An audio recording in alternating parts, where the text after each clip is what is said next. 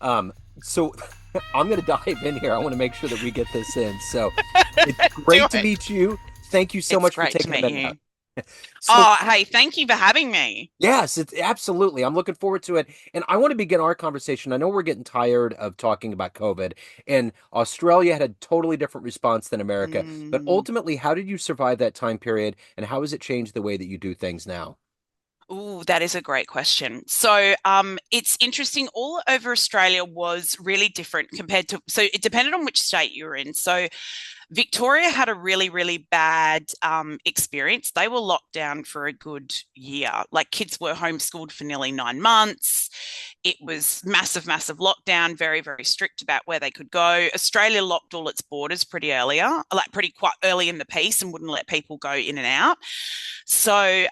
We had in Western Australia, which is where I'm from, it wasn't as bad. So we still had to follow all the COVID rules, your 2 meter distance between everybody. And there was periods where we were locked down where you weren't to leave the house unless you're an essential worker, et cetera, et cetera. But for the most part, um, I think what I've seen, interestingly, is people are feeling really burnt out after COVID. That's what I'm noticing. So Yeah. a lot of people are tired because we sort of went through that period. And what people forget is the balance that we need in life is actually really important. So when you've got work, you've got to have work and you've got to have play, right? And Yeah. there wasn't any play because you couldn't play. In Australia, we're lucky because at least you were allowed to go for a walk most of the time and you were allowed to actually get out and do things. But when there was a period in definitely in Melbourne where things were so strictly locked down, people couldn't leave their homes. And it was really bad for people's mental health. And then coming out of that period of time has left people with a lot of residual burnout. And there's a lot of people talk about the residual trauma that's come from that because people had different experiences during that time. So, depending on the degree or the severity of the lockdown that people experienced, it definitely altered their mental health. It altered how they viewed life. It's altered how they viewed a lot of things. So, people have become a lot more. I think they've become a lot more mental health focused and a lot more focused on, well, what joy are we actually getting out of life while we put all this work into it? Yeah, So there's for sure. definitely been that. But Yeah. people's social skills, I think, have changed a lot. Yeah. And I think people's ability to, converse empathetically and understand body language and social cues has certainly been damaged from that process in Yeah. my Yeah, observations. I agree. I totally agree. So a cornerstone of what you do is dealing with Mm, trauma, but I want to mm. get to the heart and soul of what you do on a daily basis. So I'm going to put you in front of a bunch of third graders at career day, and one of the curious kids looks up and says, "Hey, what do you do for a living?" How do you answer them? Oh my gosh, that is such a good question. Hang on. Look, I'm a teacher by trade, so now I'm actually putting myself in front of third graders, and Yes. I'm considering how to answer this question.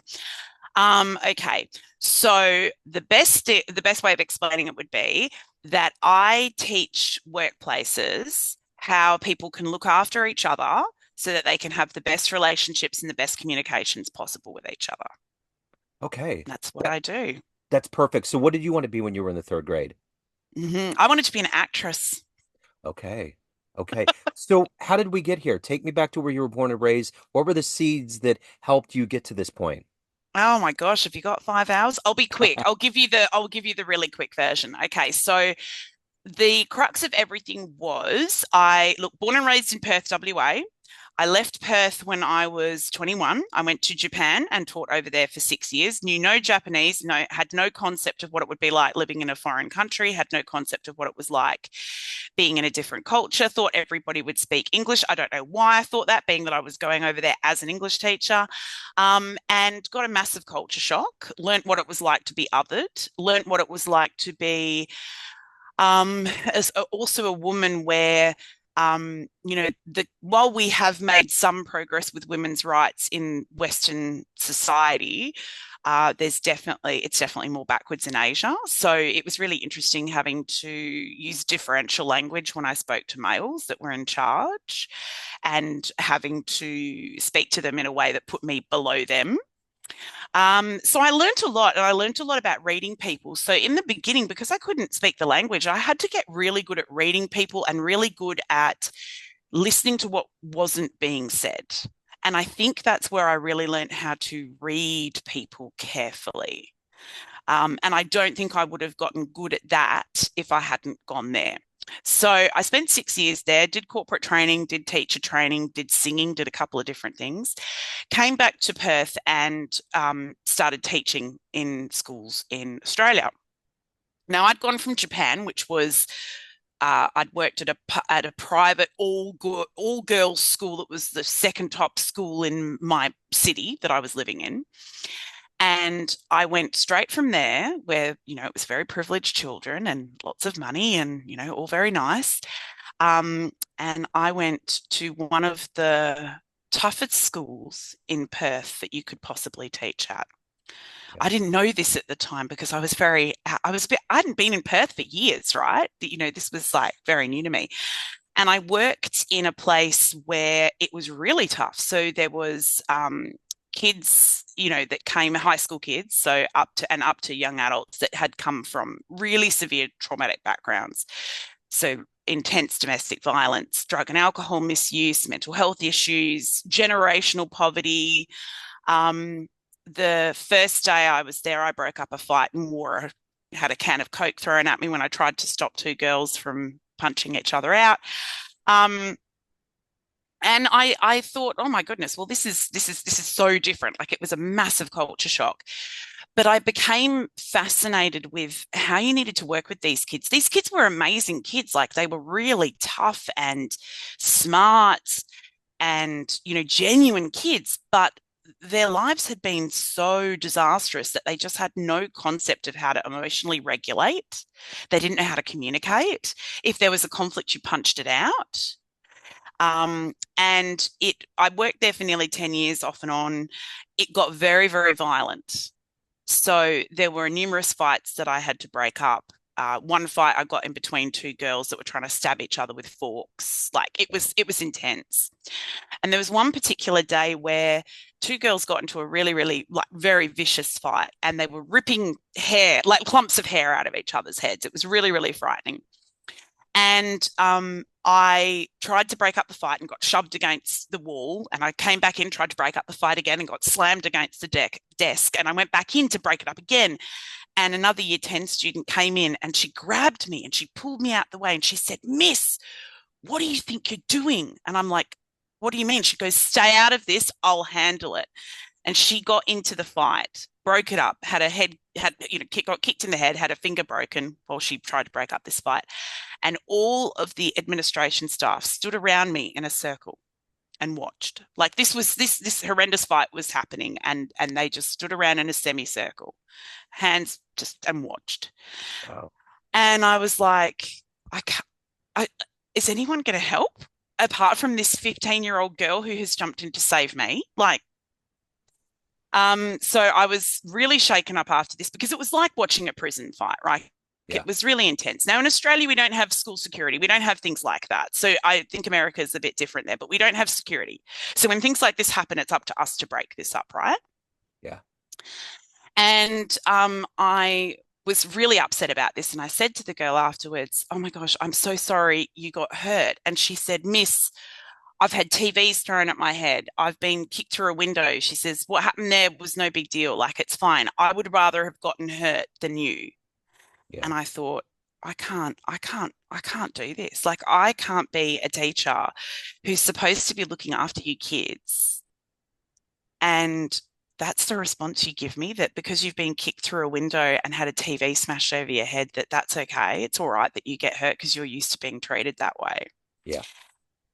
So while I wasn't like physically hurt from these fights, apart from, the odd bruise or the odd bump, it was the psychological damage. Like, I was so upset. And I got to a point where going to school and trying to teach, I was so anxious and tense and frightened, and I was having nightmares, and it was just awful. Like, there was vicarious trauma from the stories I was hearing from all the kids. And then there was the trauma of actually working in a workplace that just wasn't safe. Like, it just was not safe. Yeah. And when the final time I got assaulted before I left the school, I was told by the deputy, who was like one of the people in charge, the deputy principal, that maybe I should work on my de-escalation strategies. Hmm. And I thought, this is I'm sorry, a kid just shoved a rock in my mouth and this is my fault. Yeah. Yeah. And so that was the lead up to the big catalyst. I left that job and thought, I can't do this anymore. I'm going to take a break from teaching. It's obviously dangerous. It's violent. I'm going to take a break. So I took a break and went and did support work for a while. And unfortunately, the person that they put me with, we did overnight shifts. We worked with this person by themselves. And this person had had a series of mental health issues. She had been in trouble with the police. She had been in and out of hospital. There were a number of different issues. I looked after her for a number of shifts. She tried to set fire to the house that we were in. The last, she beat up one of her support workers and kicked her 7 times in the vagina and really caused a lot of damage in that region. An older support lady. And it was really, really frightening. And I had said to the company that I was working for, I said, look, we're not safe. We're not safe. This girl is unwell. She obviously needs more medication than she's got. We are not safe being one-on-one with her in a 24-hour shift into the night. It just isn't safe. Oh, no, no, no. She'll be fine. She'll be fine. And the final night I had a shift with her, she escalated, went into full psychosis. She'd had an incident with the support worker the night before. She'd kicked down the door frame and the wires had come out from the door frame because the light switch was in the door frame. And she was filling up big bottles of water and bowls of water and kettles, and she was throwing them on the wires and saying to me, I have to start a fire. I have to start a fire. I said, no, you don't. You need to, relax. I rang the manager and I said, what do you want me to do? They said, ring the fire department. Ring the fire department. They said, well, is there a fire? And I said, no. And they said, well, we can't help you. And I said, well, look, I need some assistance. I'm not safe here and I need someone to help. This girl is not well and I need some support. Well, you know what? It's 9 p.m. on a Sunday night in December. We're very busy. You've got 400 jobs ahead of you. We'll get to you when we get to you. And I said, okay, thank you for that. Yeah. Anyway, this girl escalated further. She grabbed my head at one point and held it over the wires that were sparking because she'd thrown water at them. It's a really hot summer. So December is summer for us, and it was a scorching hot summer night. Yeah. She held my head over the wires. And I was trapped alone with her for 4 hours before we could get any assistance. So after that event, I was diagnosed with PTSD. Wow. But there was a lot of events culminating before that Yeah. happened. Wow. So So that's how. yeah, that's how we get. So talk to me a little bit about who's been a hero, who's been an inspiration that's helped you maintain.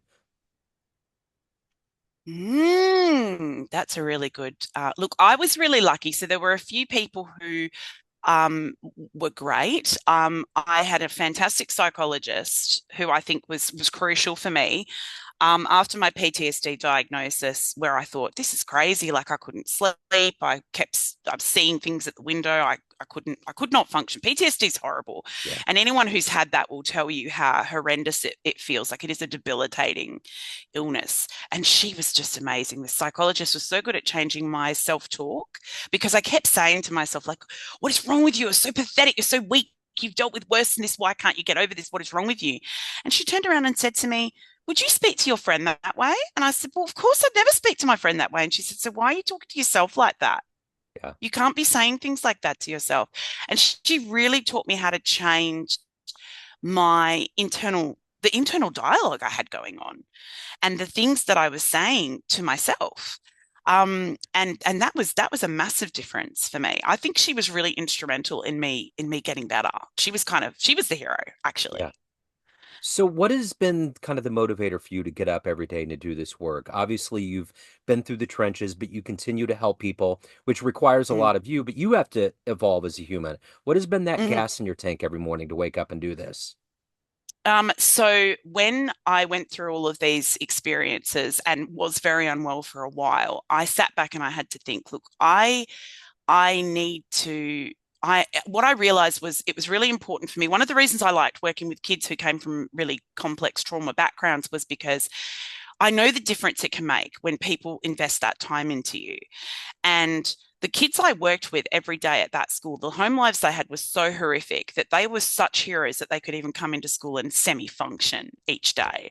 And I used to think, oh my gosh, and you know what, spending time with those kids and putting that energy and time into them, those kids went from, you know, completely disengaging with school to graduating to going on to have meaningful jobs, sometimes the first people in their family history that had ever gone to university, that had ever gone on to do any further study, that had ever gone on to work and not be on social security.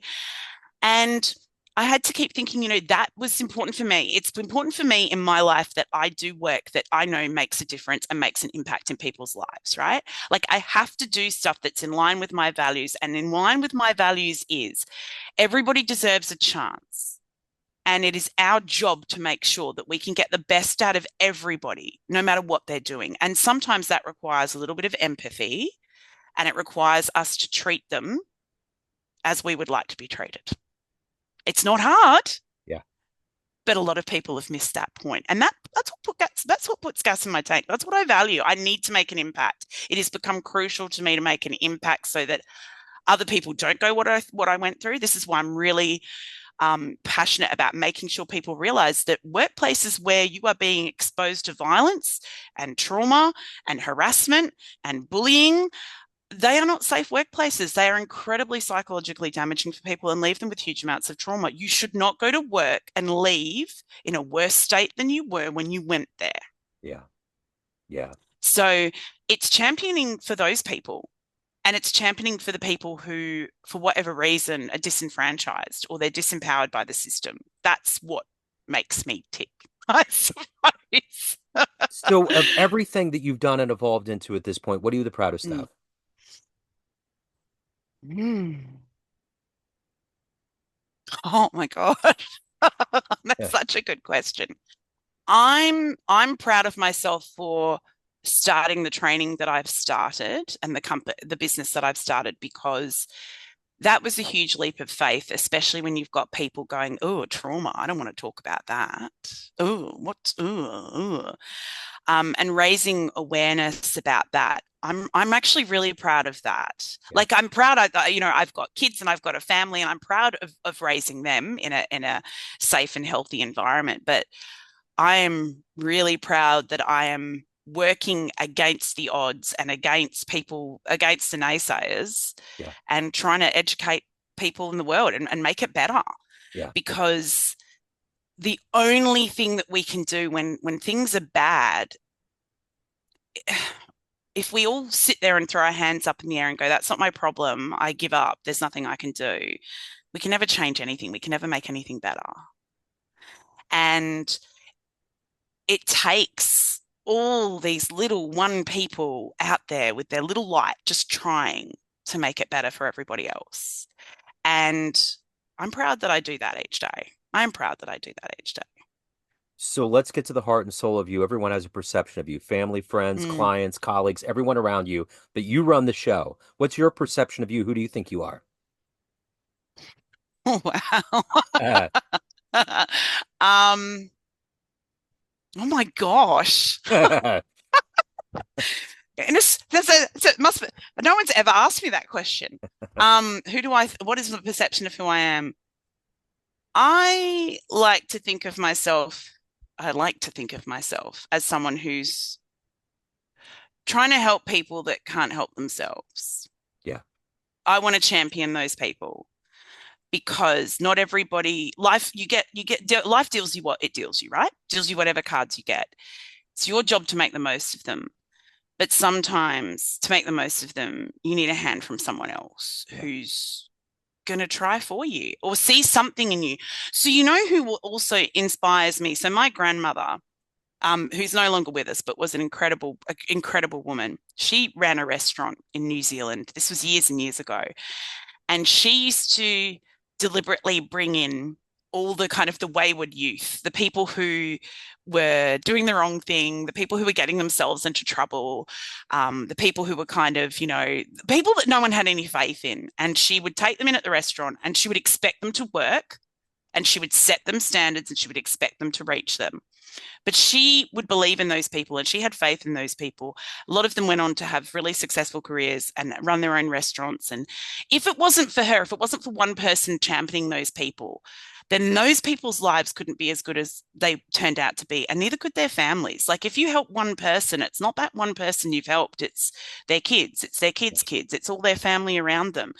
And really we've got to spend more time thinking about how those small things that we can do, even saying to someone, you know, you're better than this isn't good enough, this, you're better than this, I know you can do better than this, don't give up, you can do it, I will walk beside you, I will sit here every lunchtime until this is done, I will make you finish that essay so that you will graduate year 12 and you Yeah. might be the first kid to ever graduate. But I will make sure, I will walk with you and make sure that you do this. And people forget how powerful that is. And that can be in any context, you know, a teacher, a mentor, or someone at work. It doesn't matter who it is. You need that person who champions you.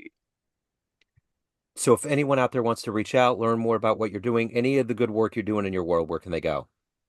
They need to go to www.tipt.com.au and please reach out to me or find me on LinkedIn, Tanya Hallett on LinkedIn. Please reach out because if I can get this out and help other people, that's what I want to do. That's what I want to do with my life. Yeah, I get it. I totally feel it. Tanya, this has been wonderful. Thank you for your story. Thank you for a glimpse into the future. Best of luck with everything. Oh, thank you, Joe. Thank you so much for having me on. Thank It's you. been a blast. Thank you. Take